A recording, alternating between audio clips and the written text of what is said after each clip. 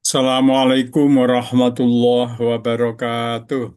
Waalaikumsalam warahmatullahi Waalaikumsalam wabarakatuh. warahmatullahi wabarakatuh. Alhamdulillah, alhamdulillahirabbil alamin. Wa bihi nasta'inu ala umurid dunya waddin. La haula wa la quwata illa billahil aliyil azim. Asyhadu an la ilaha illallah wa asyhadu anna Muhammadan abduhu wa rasuluh. Allahumma salli ala Muhammad wa ala ali Muhammad walhamdulillahi rabbil alamin. Alhamdulillah, marilah kita awali kajian kita malam ini dengan baca Ummul Kitab sama-sama Al-Fatihah. A'udzu billahi minasy syaithanir rajim. Bismillahirrahmanirrahim. Alhamdulillahi Rabbil Alamin. Ar-Rahmanir Rahim. Maliki Yaumiddin. Iyyaka na'budu wa iyyaka nasta'in. اهدنا الصراط المستقيم صراط الذين أنعمت عليهم غير المغضوب عليهم ولا الضالين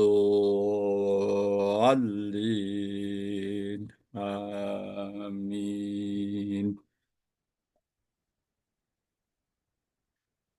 Bismillahirrahmanirrahim. Raditu billahi rabba wa bil islami dina wa bi muhammadin nabiyya wa rasula.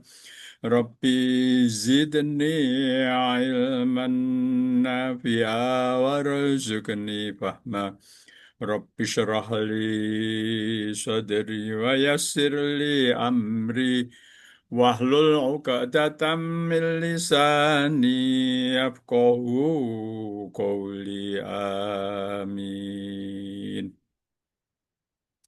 Alhamdulillah hari ini kita disehatkan Allah Subhanahu wa taala, diringankan untuk mengkaji kitabullah Al-Qur'anul Karim. Semoga yang kita lakukan dapat ridho dari Allah Subhanahu wa taala. Amin ya rabbal alamin. Apa kabar Ibu-ibu? Alhamdulillah Pak. Alhamdulillah. Alhamdulillahirrahmanirrahim. Sehat-sehat ya semua. Alhamdulillah. Minggu yang lalu kita membahas Al-Ghita'u, yaitu apa yang menjadi kabut tentang kehidupan dunia ini menjadi kurang jelas melihat akhirat, kurang terang. Saya ingin mengawali malam ini dengan pertanyaan sederhana aja. Ibu, oh, Bu Halimah udah hadir, Bu Halimah. Ibu Iman, Ibu Iman ada hadir? Saya Ustaz hadir. Iya, Alhamdulillah. eh, Ibu Iman, pernahkah Ibu ditanya atau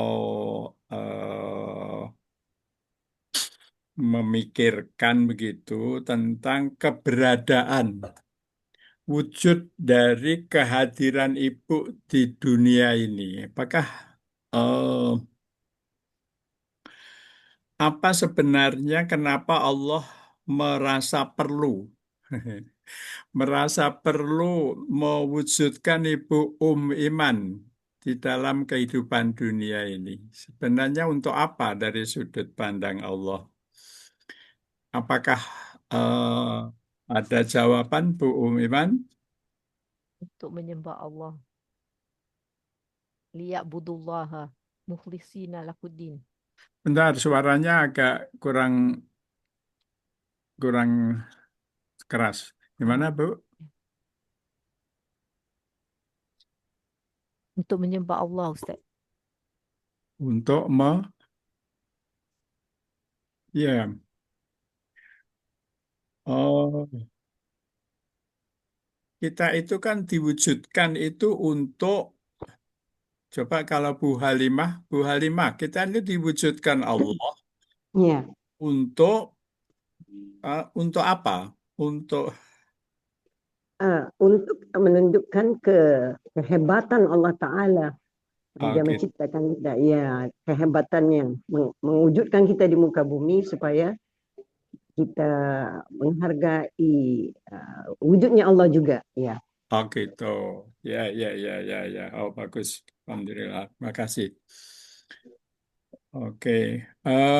Kalau Bu Nuriyah Majid, Oh, kenapa kan pengantarnya gini ya, Bu. Itu kan sekarang ini kan memang kan kita udah punya segalanya ya. Allah sudah kasih semuanya. Ada apa itu rumah tangga, anak cucu, rumah, harta benda, pendidikan.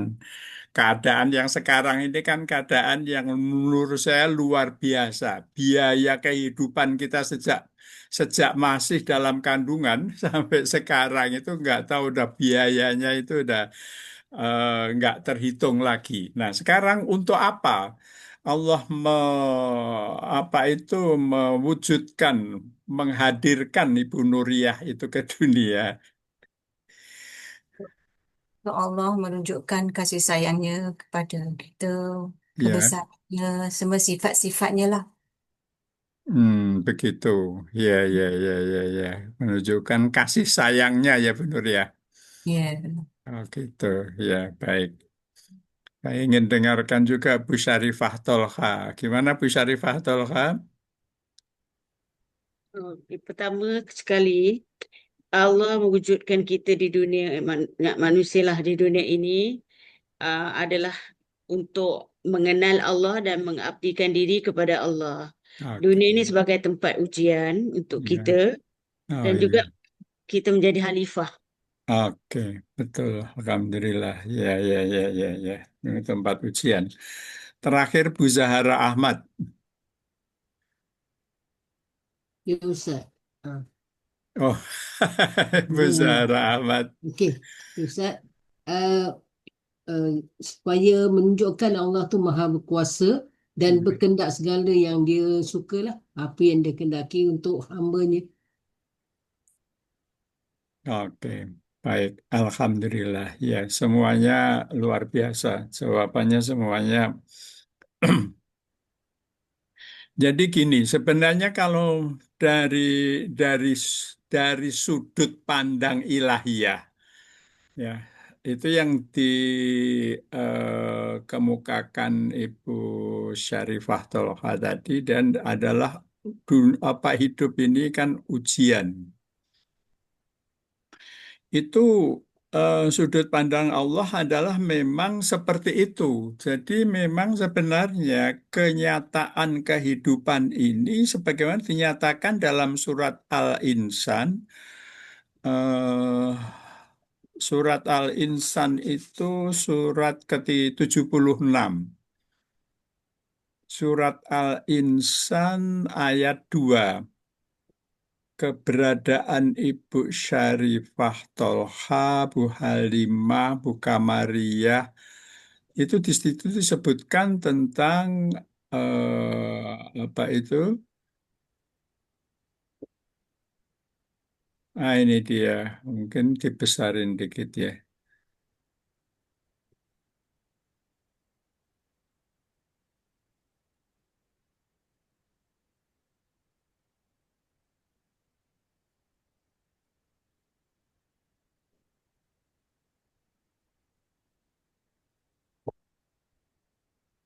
Apakah ini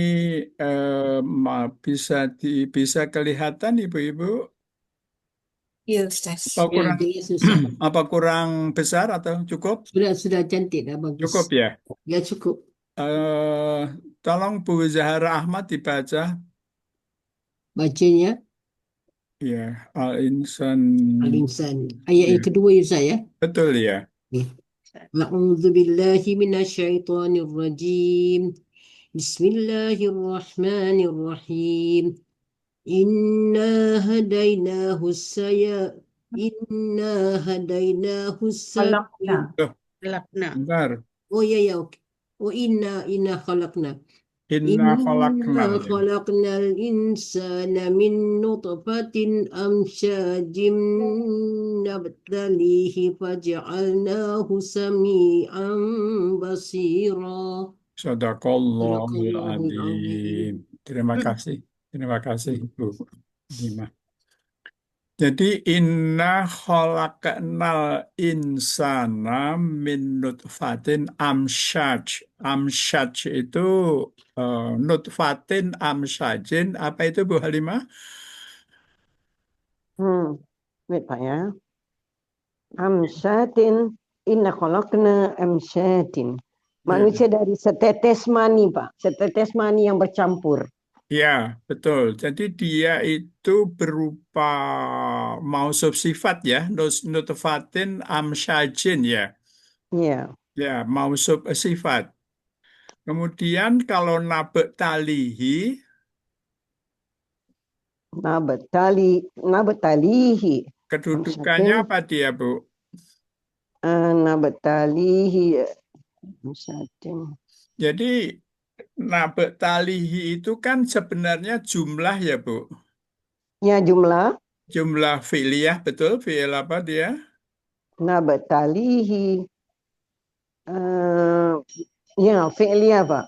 Fi'il apa dia? Fi'il, Nabatali. dia fi'il Nabatali. mudhari, bukan? Mudhari, yes. Ya, Nahnu, fi'il nahnu, mudhari. nahnu. Domirnya Nahnu. apa, Bu? Nahnu, Pak. Domirnya nahnu. Ya. Oke. Eh, di situ adalah kedudukannya.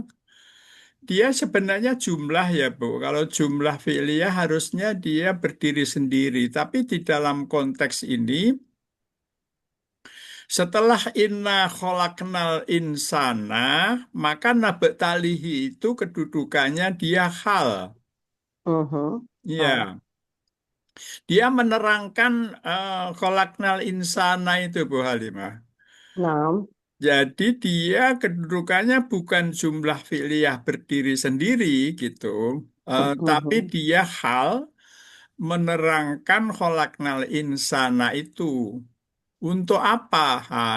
Hal diterangkannya nabek talihi saya ciptakan Bu Halimah itu, Bu Zahara itu untuk saya nabek, untuk kami nabek talihi. Hmm. Untuk kami nabek talihi. Faja'alnahu. Nah, ini dia faja'alnahu itu apa itu? Nah, Ya, dia apa, Bu? Allah. Faja'alna jawab syarat Pak ya. Jawab Iya, ya Pak ya. Jawab. betul. Iya, Jawab. betul. Kemudian dia juga jumlah fi'liyah, fi'il apa dia? Dari Fi'il madhi Pak. Pak Fi'il aja. madhi, ya betul. Ya. Hunya sebagai apa? Dhamir. Oh, Kembali kepada Allah. iya, jadi faja'alnahu, hunya kembali ke siapa, Bu? Kepada Allah Pak. Oh, No, no, no. Faja'alnahu. Itu kembali kepada insan Pak ya. iya, betul. Jadi faja'alna itu fi'il fa'il kan? Yes. Fi'il fa'il. Ya, Betul. jadi na di situ sama dengan nutfah ya, dengan nu di situ kan, ya betul? Yes. Ya, betul. Jadi dia adalah nu di situ karena mudore, nu, nutfat, nutfatin. Apa itu nabek talihi? Nah, di situ adalah na domir nahnu, tapi adalah Allah ya, betul? Ya. Itu sama dengan kholakna, na pada kholak ya, betul? Hmm. Ya, Hmm. betul. Nah, pada kholakna. Jadi faja'alnahu kholakna Faja'alna nabe talihi, nana itu sama nahnu ya, Bu, betul? Ya, betul Pak. Oke, kalau gitu sami ambasiro menjadi Ah, menjadi oh ya kalau ikut dikatakan tabe maf'ul, Pak, tabe, tabe. Lewat ya, sifat. maf'ul bisani bukan? Mm-mm. Ya, maf'ul bisani berupa Sifat Pak ya, sifat. mausuf sifat ya. Mausuf sifat ya. Nah, tapi begini Bu, ini memang biasanya di pelajaran Nahwu itu suka dibilang mausuf sifat. Ya. Tapi sebenarnya sami'an basiro itu dua-duanya sifat, Nah, ya kan? iya Pak, Sami'an kan itu apa dia? Sami'an kan mendengar. mendengar ya, Memahami, Sami'an itu mendengar. mendengar. Nah, Artinya dia dua-duanya itu berfungsi sebagai eh, media ujian, betul? betul Pak. Ya, dua-duanya itu media ujian. Jadi yang diuji itu cuma dua dari segi panca indera, Ya. yaitu sami'an pendengaran dan basiron penglihatan. Baik, kita akan melihat tafsirnya. Nabe talihi, nabe talihi ini tafsir mufrodat fi ghoribil Quran ya. Ini Al-Asfahani. Nabe talihi itu maksudnya adalah nahtabiruhu. Kami hendak mengujinya. Jadi di sini menguji itu adalah pembebanan. Apa maksudnya pembebanan? Eh, ya, Oh. Tanggung jawab Pak ya, pembebanan ya, itu ya. tanggung jawab. Pembebanan itu, oh ya, pembebanan itu tanggung jawab. Ya, betul. Ya, Alhamdulillah. Terima kasih Bu Halimah. Nah, Oke, kita akan lanjut. Kenapa itu disebut pembebanan? Pertama, pembebanan itu bisa menyulitkan. Menyulitkan badan jasmani, misalnya enak-enak tidur harus bangun malam, ya kan? Itu pembebanan tuh. Waktunya istirahat harus wudhu karena ada adzan. Kita untuk mengaji, susah-susah payah mengumpulkan uang tabungan harus disedekahkan. Sehingga pembebanan itu menjadi ujian karena dia bersifat mengganggu kenyamanan. Itu kenapa disebut menjadi pembebanan itu balaun, ujian. Tapi tujuan juga tentang pembebanan itu maksudnya adalah pembebanan itu untuk mengetahui dengan baik sikap batin atau tingkat kesungguhan seseorang. Maka pembebanan itu sebagai testing atas sikap manusia terhadap perintah Tuhan. Jadi pembebanan memang dimaksudkan satu untuk balaun, mengganggu kenyamanan, mengganggu. Seperti sekarang ini kan kita ngaji harusnya bisa istirahat, tapi kita berada dalam pembebanan untuk kita supaya meningkat kualitas keimanan kita itu.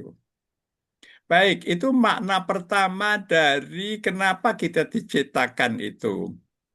Ada makna kedua, kalau tadi itu, nah, tadi itu yang membaca sekarang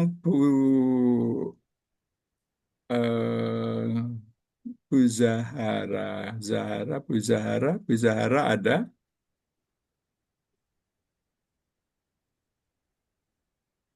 Baik, Ustaz. Ya, baik. Ini adalah apa itu?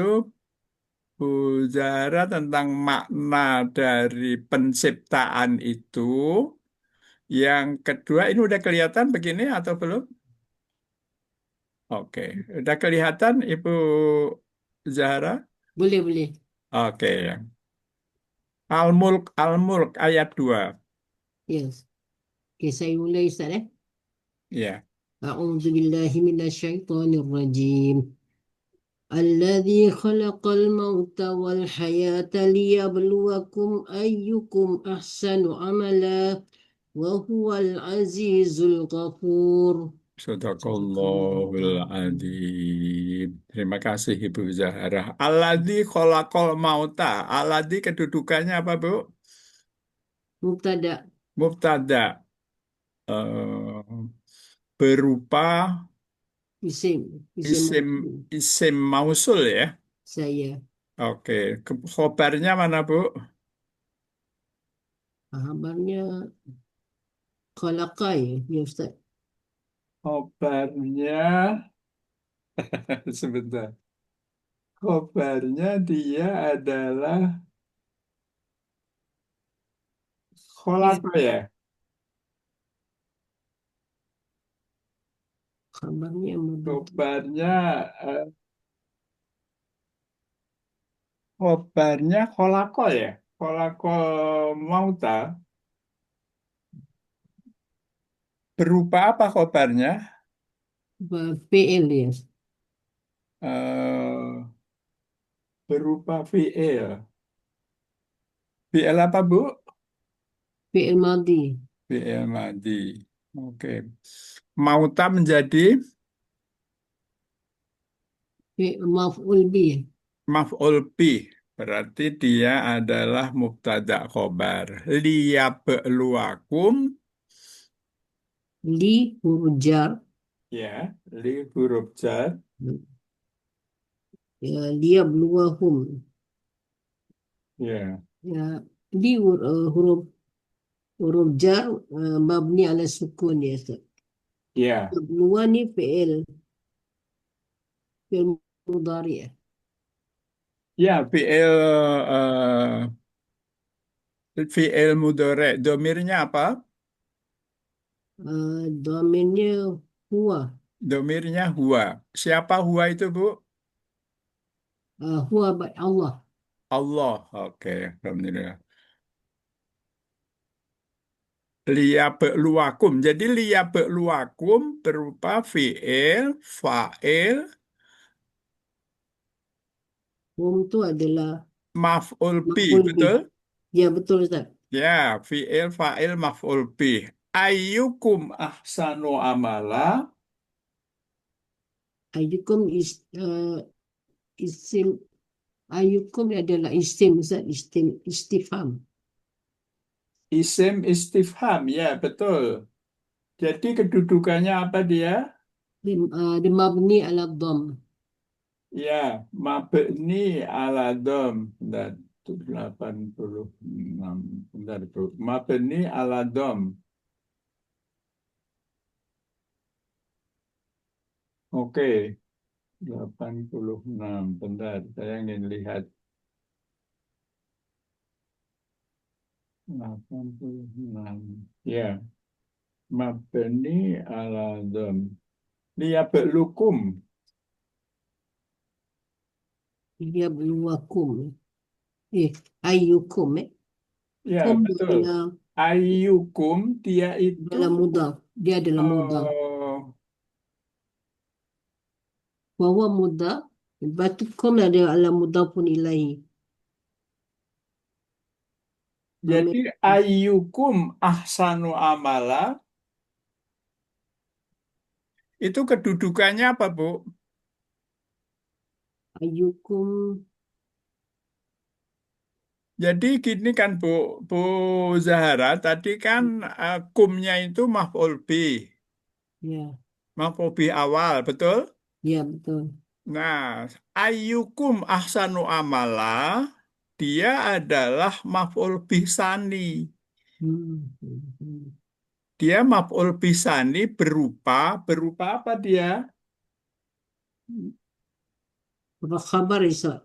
Ya, berupa itu mubtada khobar. Ayyukum ahsanu, ya kan? Ya. Kenapa dia menjadi maf'ul bih sani? Karena dia sejajar dengan kum. Liyabluwakum ayyukum ahsanu. Dia itu menerangkan lanjut dari kum. Ayyukum ahsanu amala. Itu berupa jumlah. Jumlah apa dia? Ayyukum jumlah ismiyah. Ya, jumlah ismiyah. Menjadi ayyukum ahsanu amala. Oke, wahwal azizul ghafur menjadi eh, mubtada khobar ya. Saya Ustaz. Saya Kalau khabar. azizul ghafur itu apa Bu kedudukannya? Eh, Khobar, betul? ya, Ya, khabar. khabar Pak. Khabar. Berupa apa? Khobar berupa apa? Hmm. Khabar marfu. Khobar marfu. Jadi al-azizul ghafur dia berupa kalau disebutkan Bu Zahra itu khobaroni marfu'ani. Hmm. Khobaroni marfu'ani kenapa? Karena itu al-azizu itu dia bukan mausuf. Al-ghafuru bukan sifat. Tapi Ya, dua-duanya itu adalah khobar. khabar kepada Allah. Dua-duanya khobar disebut khobaroni. Ya, Kemudian dua-duanya marfu disebut marfu'ani. Seperti itu. Amin. Jadi ini Azizu Ghafuru adalah khobaroni marfu'ani. Baik, sekarang kita bahas dari segi tafsirnya. Di sini kholakol mauta. eh Bu Zahra, apakah dia, kenapa dia sebutkan kholakol mauta dulu? Menciptakan kematian. Ya, maksudnya kan kholakol mauta wal hayata. Mauta disebutkan lebih dulu. Ya. Kenapa, Bu? Sebab asalnya mati dulu ya Ustaz. Sebelum kita tiada.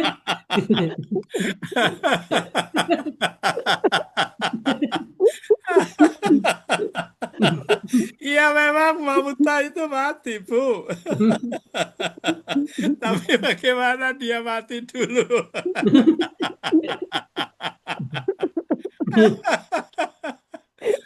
Ja- Jadi gini, Bu, di dalam tafsir Al-Qurtubi, faktanya itu, Bu, ya, faktanya Ya, itu kan penciptaan itu kan bermula dari sperma, ya kan, sperma laki-laki, sperma wanita, kemudian amshaj bercampur, kemudian mulai terbentuk segumpal daging, darah, segumpal darah, segumpal daging, tulang. Nah, pada saat awal penciptaan itu kan belum ditiupkan nyawa, Bu Zahra, betul? ya betul. Karena belum ditiupkan nyawa, maka dia adalah mati. Benar nggak di situ? Ya, Ustaz. Itu makanya disebutkan kholakol mauta gitu. Kenapa? Karena faktanya itu yang dicecapkan duluan itu darah, tulang, daging itu mati. Dalam berapa minggu kemudian maka wanafakho fihi mirruhihi kemudian ditiupkan nyawa, betul kan? Roh. Ya, Maka maka maka Al-Qur'an itu benar, diciptakan itu kematian dulu. kematian dulu Ustaz. Mana belum Iya, lagi bukan wujud lah. kehidupan dulu. Faktanya itu di dalam rahim ibu yang diciptakan itu barang mati dulu, ya kan? Ya, Kemudian ditiupkan nyawa dalam beberapa minggu kemudian. Makanya Al-Quran mengatakan kholakol mauta. Kenapa kok Allah tahu begitulah? Kan yang menciptakan, yang menciptakannya kan Allah. Maka Allah menjelaskan di ayat Al-Quran ini sesuai dengan fakta penciptaan, gitu maksudnya. Oke, apa itu? Rasulullah bersabda, Sesungguhnya Allah itu telah menghinakan anak cucu Adam dengan kematian dan menjadikan dunia sebagai tempat kehidupan dan tempat kematian, serta menjadikan akhirat sebagai tempat pembalasan dan kekekalan. Dari Abu Darda, Rasulullah bersabda, seandainya tidak karena tiga hal, seandainya tidak karena tiga hal, niscaya anak cucu Adam tidak akan menundukkan kepalanya. Apa itu yang menyebabkan manusia menundukkan kepala? Satu, kemiskinan. Dua, sakit. Ketiga, kematian. Tiga hal ini yang menyebabkan manusia itu menunduk. Kalau nggak ada tiga hal, manusia nggak mau menunduk. Maksudnya dia nggak mau tawaduk gitu. Namun Rasulullah juga bersabda, sesungguhnya dia meskipun dikasih tiga yang membuat menunduk itu, banyak orang yang melompat, kata Rasulullah. Apa artinya melompat? Maksudnya adalah setelah dia diberi sakit, gitu, kemudian sembuh, udah lupa dia dengan sakitnya itu. Waktu sakit dia merengek-rengek berdoa kepada Tuhannya, waktu miskin dia rengek berdoa pada Tuhannya.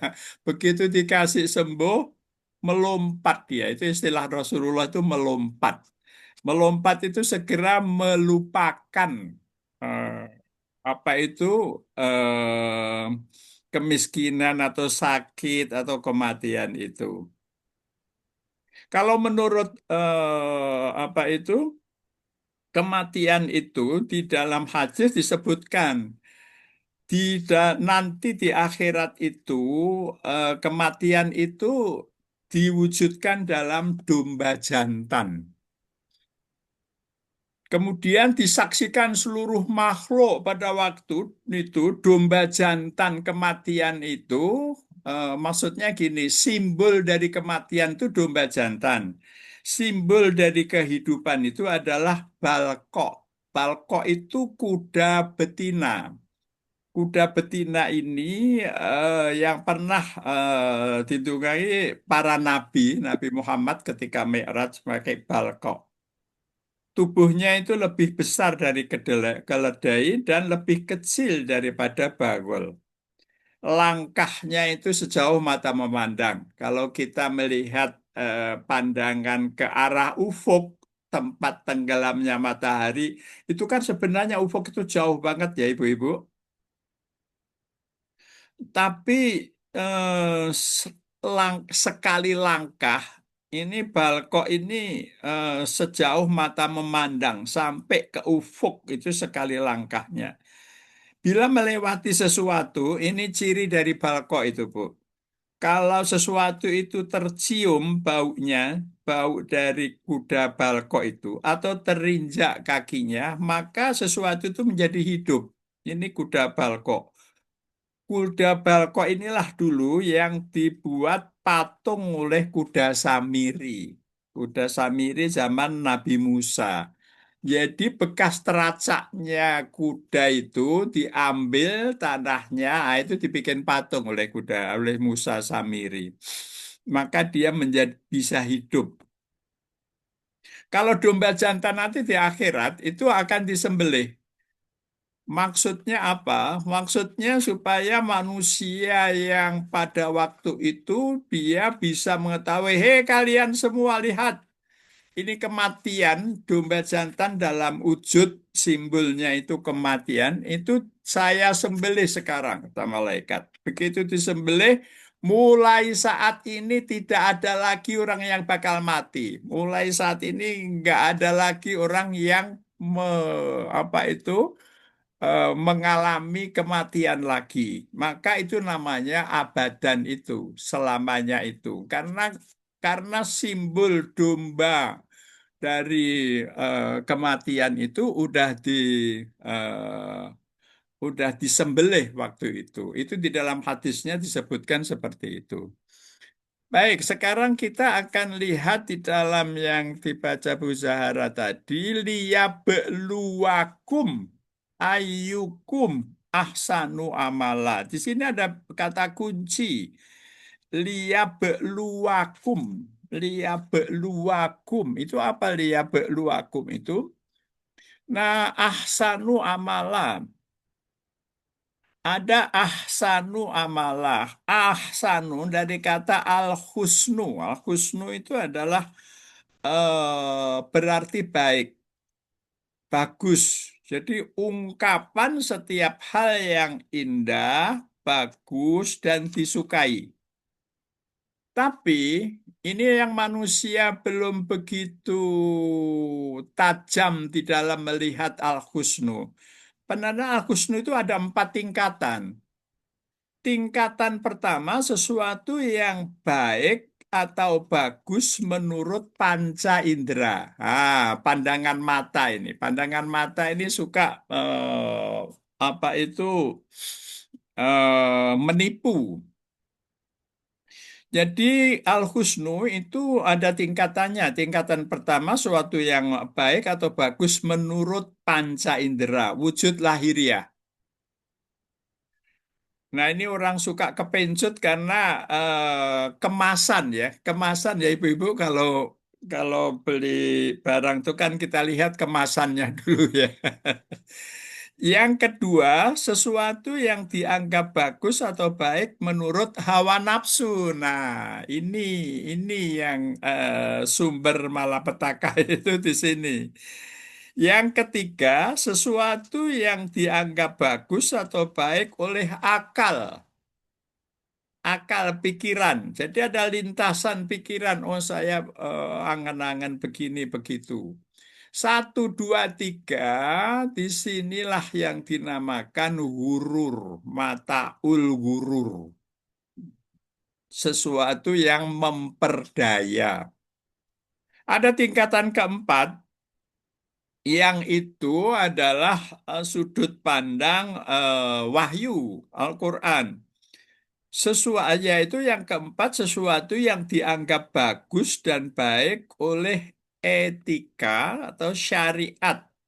Jadi berdasarkan baik menurut ketentuan syar'i gitu. Jadi kan di dalam Al-Quran itu kan apa yang kamu anggap baik belum tentu itu baik. Tapi kalau yang Allah anggap baik, nah disitulah inti dari syariat. Jadi ada 4 al-husnu, baik menurut pandangan mata, panca indera, baik menurut hawa nafsu, baik menurut akal pikiran, dan baik menurut syariat. Manusia suka apa itu terjebak di dalam melihat baiknya sesuatu itu pada level tingkatan 1, 2, 3.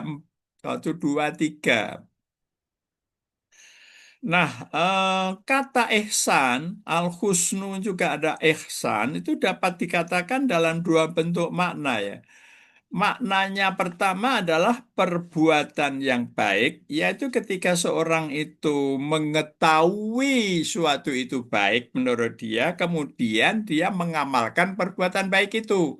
Maka bagi dirinya itu fa'in ahsantum, kata Allah, sabda Allah, fa'in ahsantum, in ahsantum li anfusikum.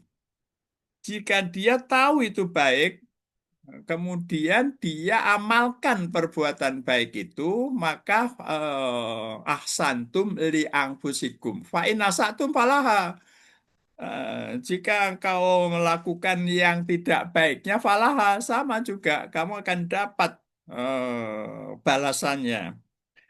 Maka di situ sebenarnya ahsantum itu seorang yang berbuat baik itu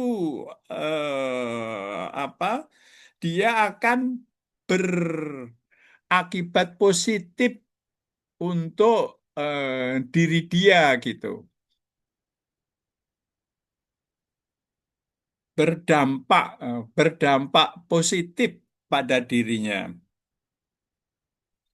Nah, kedua, sisi sisi yang lain dari perbuatan baik itu adalah memberi nikmat, memberi kegembiraan, kebahagiaan kepada orang lain. Jadi perbuatan baik itu satu, sisinya untuk diri dia sendiri, fa in ahsantum li anfusikum. Yang kedua itu adalah in ahsantum itu untuk rahmat kepada yang lain. Maksudnya kepada saudara, kerabat, tetangga gitu. Itu adalah untuk istilahnya berkah, manfaatnya itu melimpah ke dirinya dan ke orang lain. Maka kata Umar bin Khattab, An-nasu abna'u mayuh sinuna. Manusia itu adalah anak dari perbuatan baik yang mereka lakukan. Maka kalau jadi orang tua yang baik, anaknya itu dikenang orang baik. Oh, bapaknya dulu, oh, ibunya dulu, seperti itu. Nah, dalam kehidupan sehari-harian, kita itu sebenarnya berada dalam nabek talihi. Nabek talihi. Nabek talihi itu sebenarnya nabek talihi itu adalah wujud konkretnya adalah pengambilan keputusan tentang sesuatu, mengambil keputusan untuk melakukan sesuatu atau tidak melakukan sesuatu. Nah, pertanyaannya, ini kenapa itu hisab? Hisab itu adalah pada saat kita mau mengambil keputusan, melakukan tindakan atau tidak melakukan tindakan, pada saat itu kita ditanya, apa dasarnya kita ngambil keputusan itu gitu. Yang paling sederhana adalah apakah keputusan yang kita ambil itu berdasarkan apa yang disukai Allah atau tidak, apa yang diridhoi Allah apa tidak. Nah, kita dalam kehidupan sehari-hari itu nggak pernah sempat, nggak pernah sempat memikirkan ini Allah ridho nggak ya? Apakah ini kalau saya lakukan Allah suka atau tidak? Makanya pernah Siti Aisyah itu pernah apa itu sahabat Abu Bakar itu berkunjung ke rumah Siti Aisyah. Waktu itu Rasulullah lagi tidak ada di tempat, yang ada Siti Aisyah. Siti Aisyah pada waktu itu dia sedang mengenakan gaun baru. Ada sahabat yang ngasih apa itu gaun baru kepada Siti Aisyah. Pas sahabat Abu Bakar datang, Siti Aisyah mengenakan gaun itu. Kemudian dia meleak-leok, melenggak-lenggok. Namanya kan masih muda. Eh, Kemudian Abu Bakar berkata begini, Aisyah, Allah sekarang lagi tidak memandangmu, kata, kata Abu Bakar. Oh begitu ya, kenapa, kenapa Bapak, kenapa Ayah? Karena kamu apa itu lebih menyukai, lebih menyukai selainnya, Masya Allah. Menyukai gaun itu menurut Abu Bakar membuat Allah itu marah. Bukan marah ya, istilahnya nggak suka gitu. Makanya istilah Abu Bakar, Allah lagi tidak suka melihatmu. Jadi itu teguran kepada Aisyah. Oh begitu.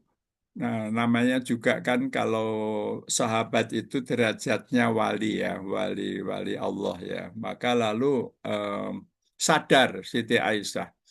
nggak lama setelah itu gaun baru itu dia sedekahkan. Malu dia, malu dia kalau pakai gaun itu lalu Allah menjadi nggak suka dengan dia karena dia lebih menyukai gaunnya ketimbang ketimbang Allah. Ini ini kisah tentang Aisyah, putri dari Abu Bakar. Itu ada di dalam Khilyatul Aulia. Jadi ada kitab 28 jilid itu kisah para para aulia, para wali-wali Allah. Ada di situ dikisahkan ada sekitar 600 lebih apa itu di dalam Khilyatul Aulia itu. Sekarang makna dari ahsanu amala. Apa itu makna dari ahsanu amala? Rasulullah bersabda, siap ahsanu amala itu gini. Di dalam tafsir itu ada memang Rasulullah itu menafsirkan langsung gitu ayat-ayat Al-Quran, tapi ada juga enggak gitu. Eh, ini termasuk yang ditafsirkan langsung oleh Rasulullah tentang ahsanu amala dari surat Al-Mulk itu.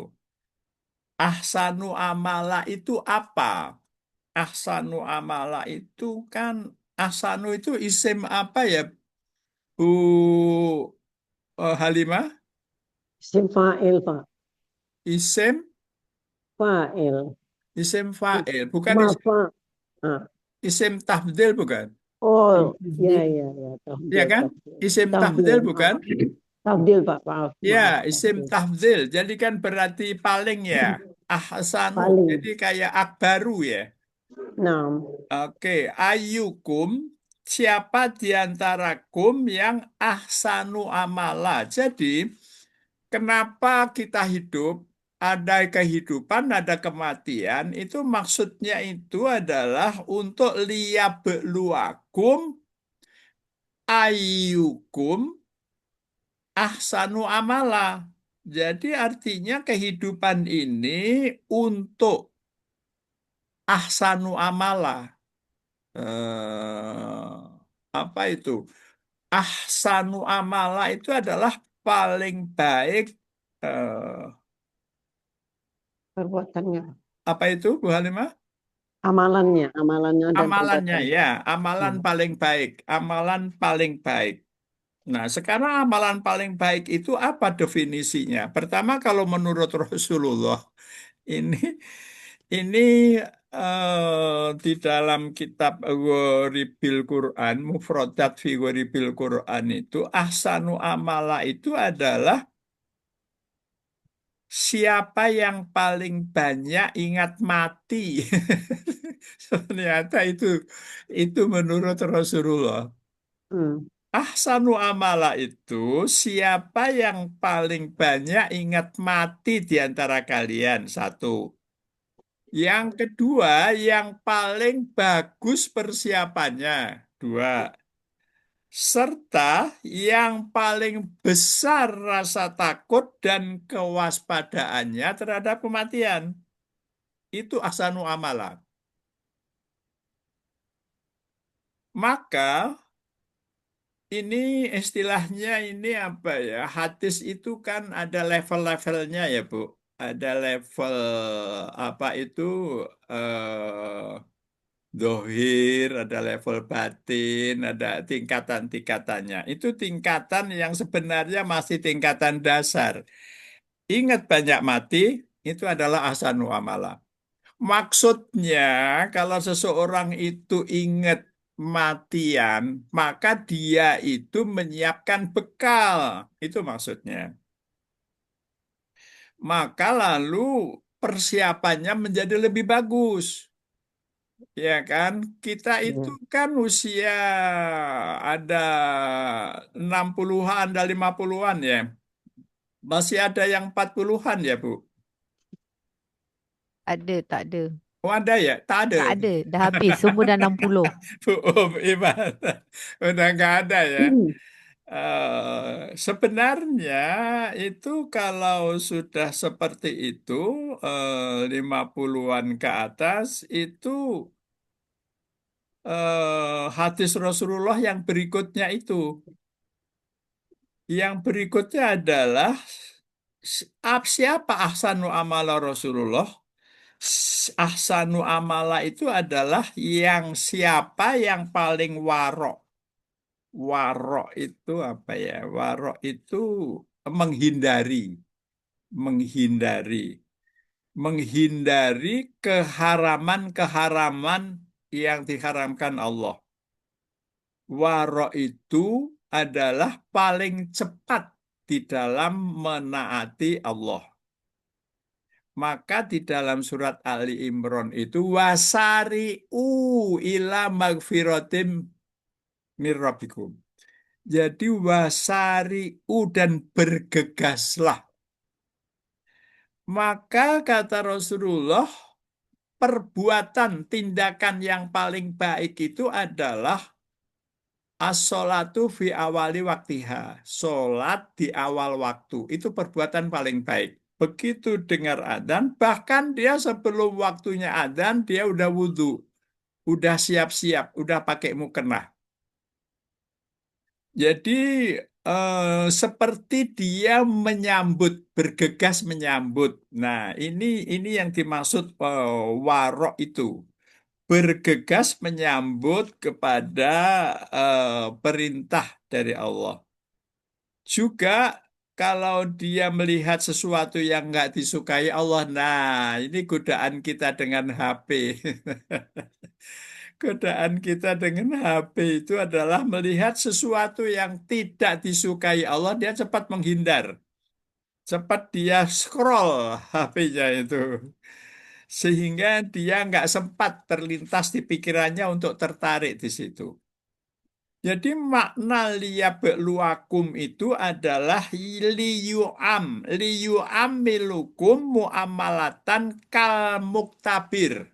Saya ulang, liyabluwakum di dalam surat Al-Mulk ayat 2 itu maknanya adalah liyu'am milukum muamalatan kal muktabir, kal muktabir. Maksudnya apa? Maksudnya itu supaya Allah itu dapat memperlakukan hambanya, memperlakukan ibu-ibu seperti sebagai penguji. Muktabir itu penguji.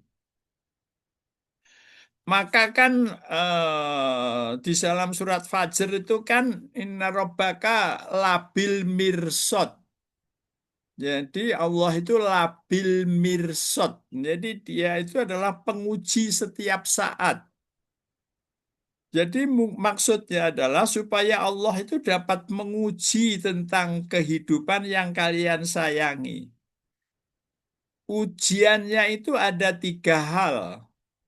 Pertama, kepatuhan atau keengganan. Nah, di sini tolong kita sadari kalau kita itu kita itu bersegera dalam kepatuhan atau kita enggan di dalam kepatuhan. Ini enggan dalam menjalankan perintah Tuhannya. Kemudian kedua ujiannya itu apakah kesegeraan dan atau lamban. Jadi yang pertama tadi kepatuhan atau enggan. Itu ada di dalam diri kita. Dalam diri kita itu terhadap perintah Allah itu bila sudah pada waktunya itu ada 2 itu. Patuh atau enggan. Yang kedua, segera atau lamban.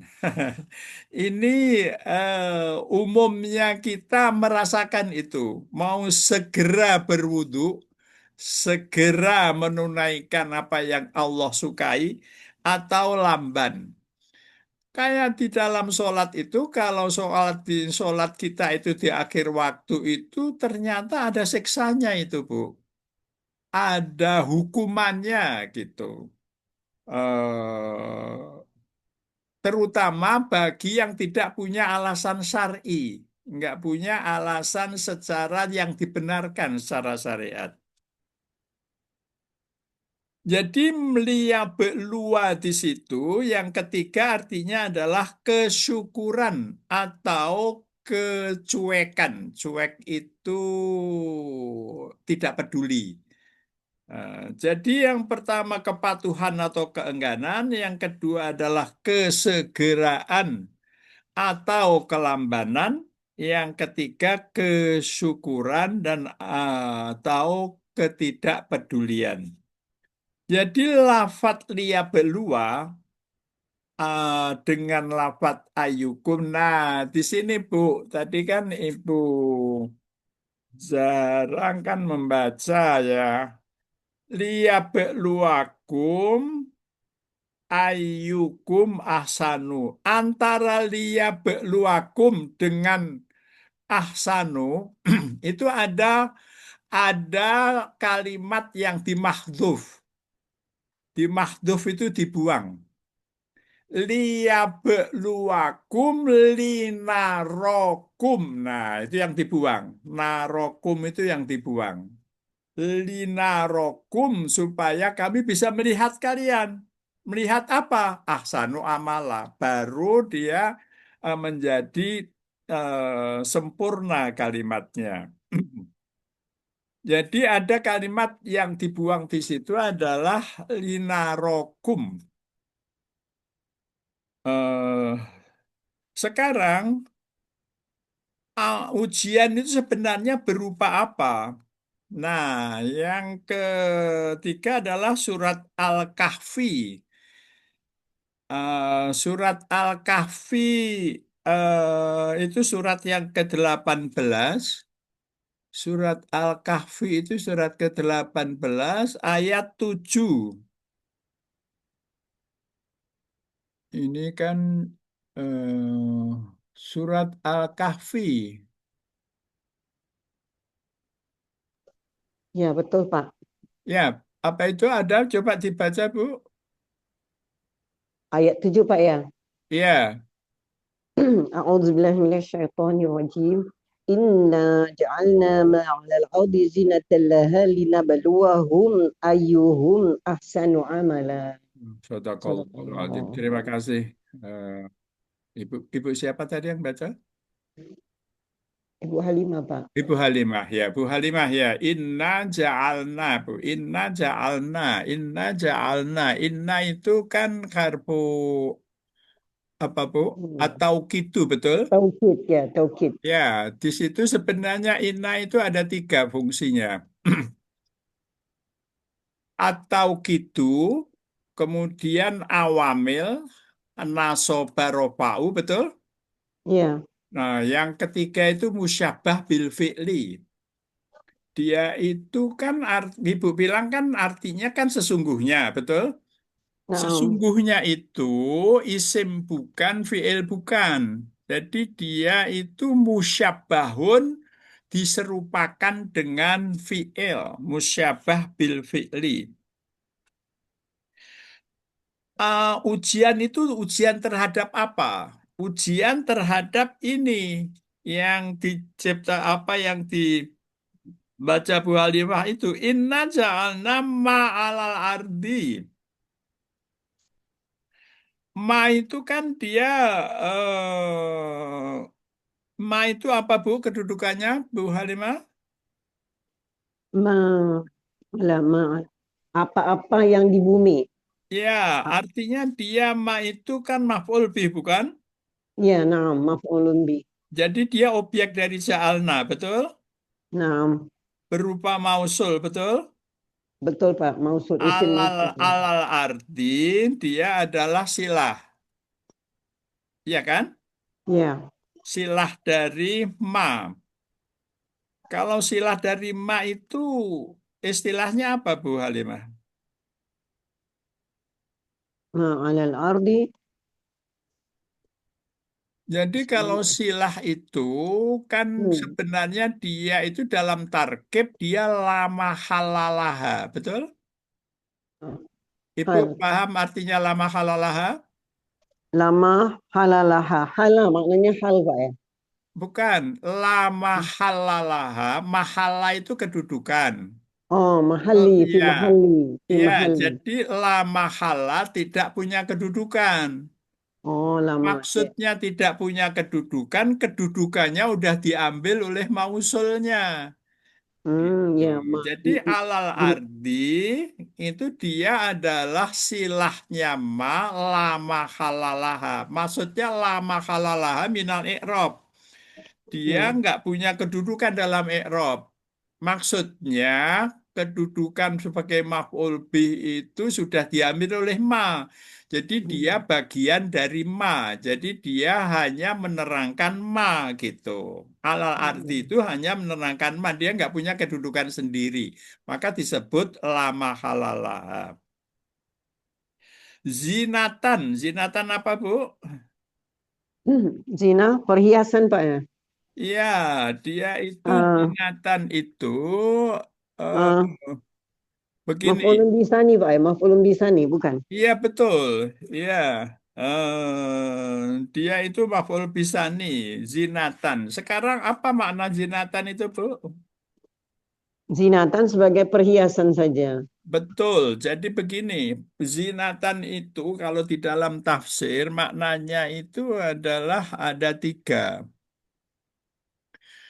Makna zinatan pertama itu adalah inna ja'alna ma'alal ardi. Ma'alal ardi itu semua yang ada di muka bumi ini adalah zinatan. Apapun bentuknya, apapun wujudnya, itu semua yang di atas muka bumi itu namanya adalah zinatan. Ma'alal ardi itu zinatan. Oke, itu makna pertama. Jadi segala sesuatu. Makna kedua, zinatan itu adalah ada di dalam tafsir sebutkan itu para tokoh, Bu.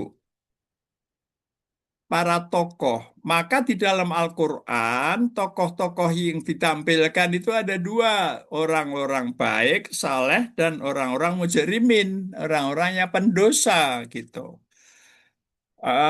Maka dalam Al-Quran kita tahu ada Nabi Saleh dengan kaum Samud. Ada Nabi Hud dengan kaum Ad. Nabi Lut, kaum pendosa. Nabi Ibrahim dengan Raja Namrud. Nabi Musa dengan Raja Fir'aun. Jadi ada kontradik. Memang Allah itu aduan. Jadi kan Hmm. apa Allah itu memang sengaja menciptakan para nabi dan menciptakan musuhnya. Gitu. Ya Pak, betul. Itu semua itu tokoh itu, Bu. Jadi Para kalau tokoh. Ibu membahas zaman sejak Nabi Adam sampai sekarang, itu isinya para tokoh-tokoh, ya kan?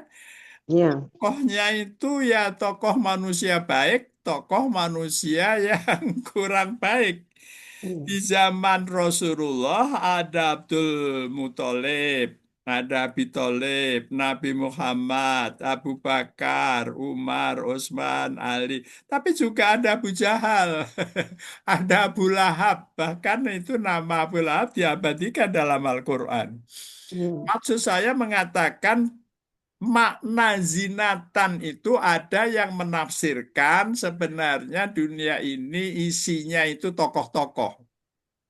Kalau sama di negara ibu, di Singapura kan, yang dibahas itu juga ada para tokoh kan.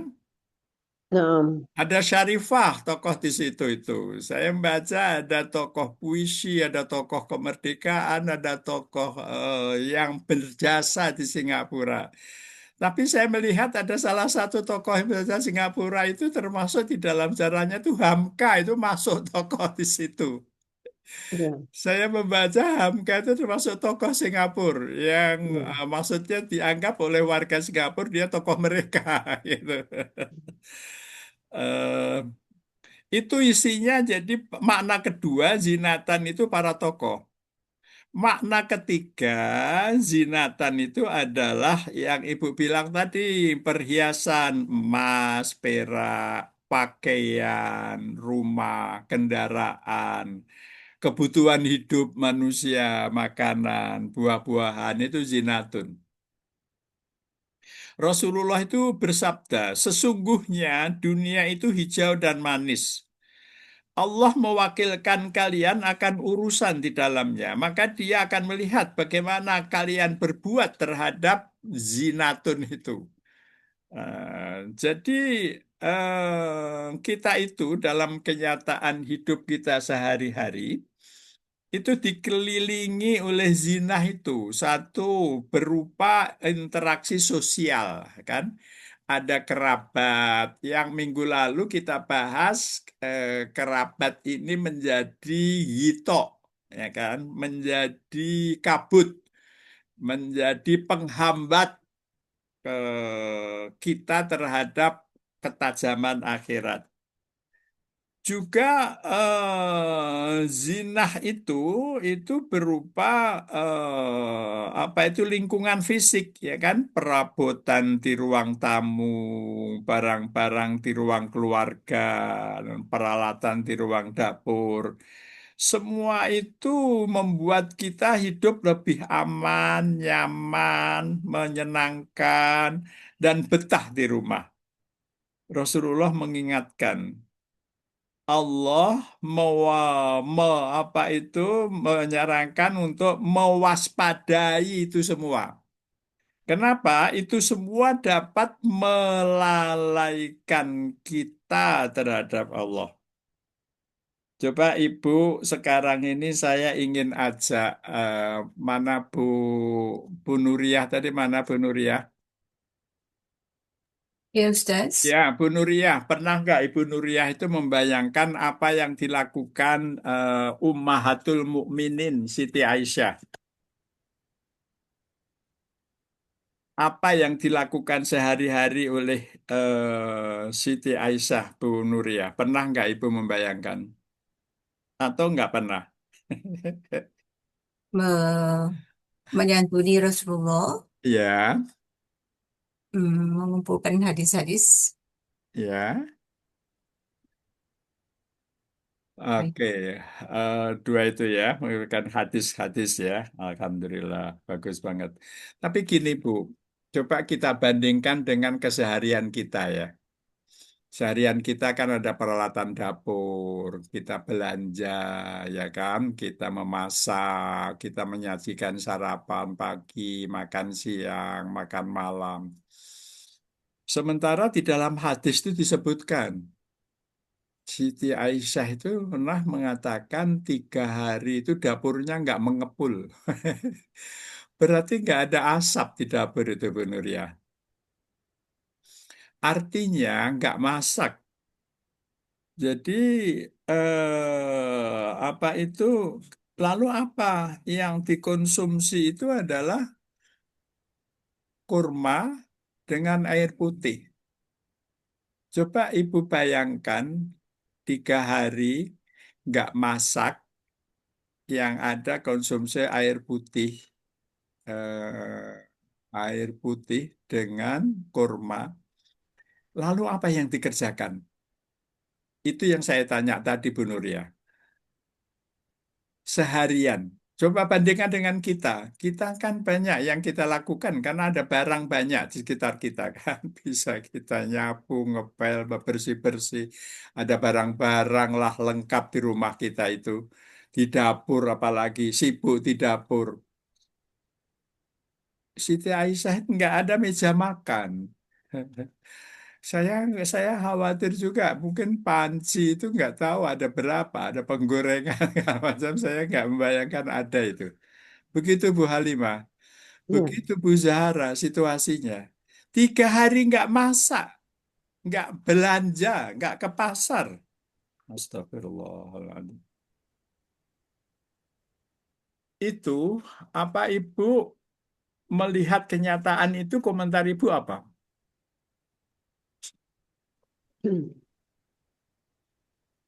Ya, pernah terbaca Pak. Ya, pernah terbaca yang Seperti itu ya. pernah Belum terbaca pernah yang terbaca ya, belum pernah terbayangkan ya. be- di diajarin oleh Rasulullah, tidak salah Itu saya. dia, betul. Ya, benar. Bu Zahara, apa yang Bu bayangkan, Bu? Saya, kalau kita tak makan, tidur je Ustaz. Tahan lapar kan. Tapi pada saya Iya, tak ada makan, dia berpuasa sunat. iya, benar. Iya, betul. Saya saya juga ini saya lalu kan gini, saya ada buku tentang Syarifah Siti Aisyah itu kan. Di dalam buku itu saya baca ternyata itu sebabnya kenapa itu mungkin kita nanti akan membahas khusus tentang hal ini. Yang membuat seseorang itu menjadi wali, ya, saya ulang. Yang membuat seseorang itu menjadi wali itu adalah karena waktu luang. Saya ulang. Yang membuat seseorang itu menjadi wali itu karena waktu luang. Nah, itu ada di surat Yunus. Tapi nggak kita bahas sekarang. Nanti insya Allah kita akan bahas di lain waktu tentang antara wali dengan waktu luang. Antara waktu luang dan kesempatan jadi wali. Wali itu adalah la khaufun alaihim walahum yahzanun. Itu wali Allah. La khaufun alaihim walahum yahzanun. Kapan? Ketika dia hidup di dunia. Lahumul busra fil hayati dunia. Oke, jadi sebenarnya ke apa itu yang ibu bayangkan susah apa yang dikerjakan oleh Aisyah pada saat dia nggak belanja, nggak masak 3 hari, yang Anda makan kurma aja, itu di dalam buku itu dijelaskan apa kegiatan dia. Antara lain adalah zikrullah, antara lain. Maka Rasulullah itu berwanti-wanti, wanti-wanti itu berpesan. Sesungguhnya Rasulullah sabdanya, sesungguhnya yang paling aku takutkan pada kalian adalah apa-apa yang dikeluarkan Allah untuk kalian berupa bunga dunia. Sesungguhnya yang paling aku takutkan pada kalian adalah apa-apa yang dikeluarkan Allah untuk kalian berupa bunga dunia. Sahabat bertanya, ya Rasulullah, apakah bunga dunia itu? Bunga dunia. Rasulullah menjawab, berbagai berkah dari bumi. Nah, inilah sumber kesibukan kita itu, berbagai berkah dari bumi. Maka Umar bin Khattab itu berdoa, Ya Allah, sungguh kami tidak bisa untuk tidak gembira dengan apa-apa yang Engkau jadikan indah bagi kami. Ya Allah, saya ulang, sungguh kami tidak bisa untuk tidak gembira dengan apa-apa yang Engkau jadikan indah bagi kami. Ya Allah, aku memohon kepadamu agar aku menafkahkannya sesuai dengan haknya. Jadi doanya Umar itu jangan sampai dia itu terpencut, terhanyut atau terbuai gitu dengan bunga dunia. Rasulullah bersabda, barang siapa yang mengambil dunia itu dengan jiwa yang baik, maka dia akan diberkahinya. Dan barang siapa yang mengambilnya dengan jiwa yang serakah, maka dia seperti orang makan yang tidak pernah kenyang. Ahsanu amala berarti bagus amalnya dengan mengambil haknya. Mengambil haknya. Sekarang bagaimana cara kita menghadapi strategi menghadapi apa itu ujian itu, menghadapi liyabeluakum itu. Makanya pertama itu adalah kita harus sadar bahwa sebenarnya liyabeluakum itu disebutkan dalam surat Al-Ankabut. Bu Syarifah Tolha bisa lihat surat Al-Ankabut itu surat ke-29, Bu Syarifah. ayat 2. Bu Syarifah Tolka ada? Lagi sih. Ankabut Ya, surat Ankabut berapa ayat, belas dia punya tu? ayat 2. Udah ketemu, Bu? Muka surat 396. Oh iya, iya, iya. Ankabut itu surat 29 ya? 396. Ayat 2 Surat, surat 29. Start ayat apa? Ayat 2 Oh, jadi di halaman 396. 29 396. 396. Okey, 396. 396 ya, 396. Ustaz, ayat berapa Ustaz? Ya, ayat 2. Ayat 2. Nah, tolong dibaca bisa Pak. Oh, dia 29. Berapa tadi? 3, 29 396. Tak surah 29 lah. Ya, Ya, Yes, yes. ayat 2 Akasibah ya, betul ya? betul. Betul, Pak. Okey, sibah. Okey. A'udzu billahi minasyaitonir rajim. Bismillahirrahmanirrahim.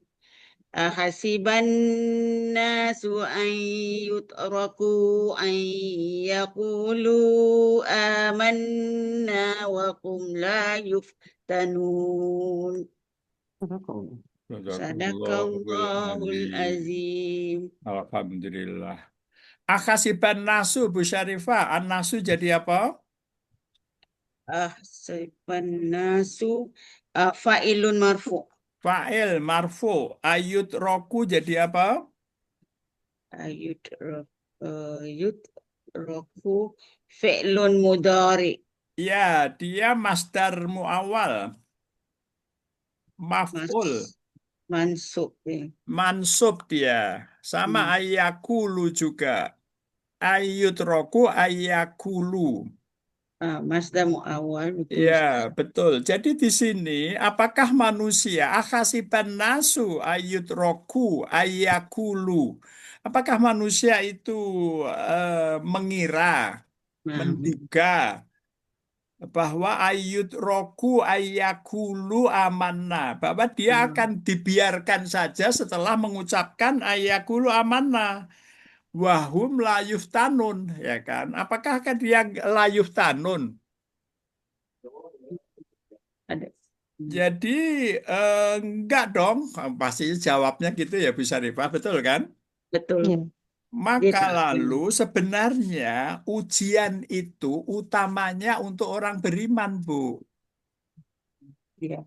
Ujian itu utamanya untuk orang beriman. Maka dari itu strategi kita adalah menyadari setiap apa yang diberikan pada Allah itu. Ujian itu begini, Bu. Ada ke kanan, ada ke kiri. Apa Ibu maksudnya tahu kanan? Um, Maknanya tiap-tiap uh, manusia ni dia ada ujian dia. Ya, Hidup untuk menunjukkan ke kanan dan kiri. ya. Kan? Maksudnya gini, Bu. Ke kanan itu kemudahan, kenikmatan, kebahagiaan. Ke kiri itu kesulitan, kependeritaan, gitu. Ujian itu ke kanan dan ke kiri. Ah, ini dari hadis riwayat dari Sa'id bin Abi Waqqas, dia berkata, dia nemui Rasulullah, datang ke rumah Rasulullah. Dia naik, wahai Rasulullah, siapakah orang yang paling banyak mendapat cobaan itu? Nah, ini Sa'ad bin Abi Waqqas. Ini menafsirkan surat Al-Ankabut ini, Bu. Saya temukan di Qurtubi. Siapakah orang yang paling banyak mendapat cobaan itu? Rasulullah menjawab, para nabi, kemudian orang yang sepertinya, kemudian orang yang semisalnya, para nabi, para siddiqin, para sahabat, para solihin, itu orang yang sepertinya, itu seperti itu. Seseorang, kata Rasulullah, akan diuji sesuai dengan kadar keagamaannya. Jika agamanya kuat, maka dia akan diuji dengan cobaan sangat berat. Tetapi jika agamanya sedikit, maka dia pun akan diuji sesuai dengan kadar agamanya. Setiap manusia itu tidak akan lepas dari cobaan hingga dia meninggalkannya. Cobaan itu berlalu di atas muka bumi dan dia lepas dari melakukan kesalahan. Ini di dalam menafsirkan ayat itu ada kisah Nabi Isa. Jadi suatu ketika Nabi Isa itu punya pembantu setia. Pembantu setia itu ketika dalam perjalanan diterkam oleh serigala. Kemudian Nabi Isa apa itu curhat. Wahai Tuhanku, pembantuku berada di jalanmu, pendampingku atas Bani Israel dan wakilku di tengah-tengah mereka. Oh, tapi dia dimakan oleh serigala. Apa jawaban Allah? Iya, Isa, dia memiliki kedudukan yang tinggi di sisiku. Namun, aku tidak menemukan amalan yang menyampaikannya pada kedudukan itu. Maka aku uji dia dengan hal itu, diterkam serigala itu adalah ujian. Agar aku menyampaikannya pada kedudukan tersebut. Nah, ini dijelaskan oleh Wahab. Saya pernah membaca kitab Hawariyun, kata Wahab itu. Kitab Hawariyun, para pengikut setia Nabi Isa. Dia di dalam kitab itu disebutkan begini. Apabila kamu sabar dengan segala cobaan yang engkau terima, maka sesungguhnya engkau berada di jalan para nabi dan orang-orang soleh. Namun jika kamu tidak sabar dalam menjalani cobaan itu, maka sesungguhnya engkau telah keluar dari jalan mereka. Saya ulang ya. Apabila kamu sabar dengan segala cobaan yang engkau terima, maka sesungguhnya engkau berada di jalan para nabi dan orang soleh. Namun jika kamu tidak sabar dalam menjalani cobaan itu, maka sesungguhnya engkau telah keluar dari eh, jalan mereka, dari jalannya orang-orang yang soleh. Itu cara pertama. Cara pertama adalah menganggap semua yang kita terima itu adalah ujian, cobaan dari Allah. Karena ada kanan, ada ke kiri. Kalau ke kanan kita itu plus nikmat, kita syukur. Kalau ke kiri, maka kita itu sabar. Kemudian karena itu menjadi kanan dan ke kiri, maka sebenarnya strategi kedua itu adalah pada saat kita mendapatkan ke lapangan, saat kita mendapatkan kebahagiaan, kenikmatan, kita syukur. Nah, syukur itu nilainya sebenarnya lebih tinggi. Eh, tapi itu lebih sulit dilakukan. Orang yang diberi sehat, ya kan, itu jarang syukur. Orang yang diberi makan enak, itu jarang syukur. Batinnya itu jarang. Maka Umar bin Khattab bilang, kami sudah diuji dengan kesusahan dan kami mampu bersabar. Tapi kami diuji dengan kemudahan, maka kami pun tidak sabar. Maka lalu dia bilang, siapa saja yang dilapangkan dunianya namun dia tidak sadar bahwa sesungguhnya kelapangan itu adalah ujian, maka sesungguhnya orang tersebut tertipu akalnya oleh kelapangan dunia. Kami ulang, saya ulang.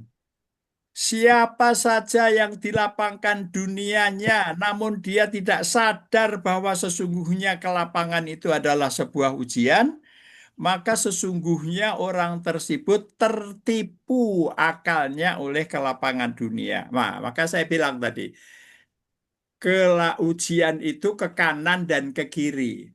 Biasanya orang jarang bersyukur ketika dikasih sehat, dikasih nikmat, dikasih semuanya yang plus plus plus itu. Maka ketika Bilal melihat itu kaki Rasulullah bengkak, dia sangat heran. Rasulullah, bukankah engkau telah diampuni dosamu yang telah lalu dan akan datang?